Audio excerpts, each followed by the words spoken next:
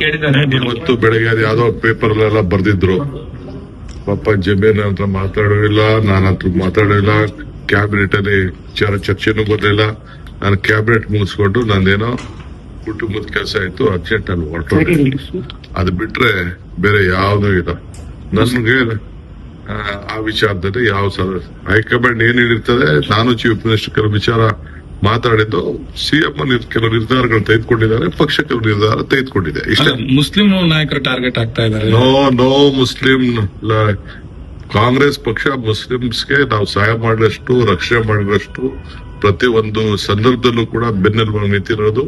ಬೇರೆ ಯಾರೋ ಹಿಂದೇನೂ ಮಾಡಕ್ಕಾಗಲ್ಲ, ಮುಂದೆ ಅಷ್ಟು ನಾವು ನಿಂತ್ಕೊಂಡು ಅವ್ರಿಗೆ ರಕ್ಷಣೆಗೆ ಅವ್ರನ್ನ ಸಹಾಯ ಮಾಡಿದೀವಿ.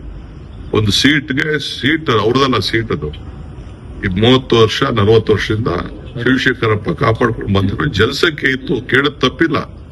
ಅವರೆಲ್ಲ ಜಮೀರು, ನಜೀರು, ಜಬ್ಬಾರು ಎಲ್ಲ ಒಪ್ಕೊಂಡೇ ಸೀಟ್ ಕೊಟ್ಟಿರೋದು. ಫಲಿತಾಂಶ ಬರಕ್ಕಿಂತ ಮುಂಚೆ ಹರಿಬರಿಲಿ ಈ ರೀತಿಯ ನಿರ್ಧಾರಗಳು ಚರ್ಚೆಗಳಾಗ್ತಿದೆ.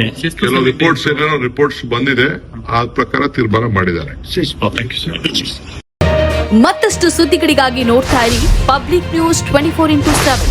ಇದು ಸತ್ಯದ ಧ್ವನಿ.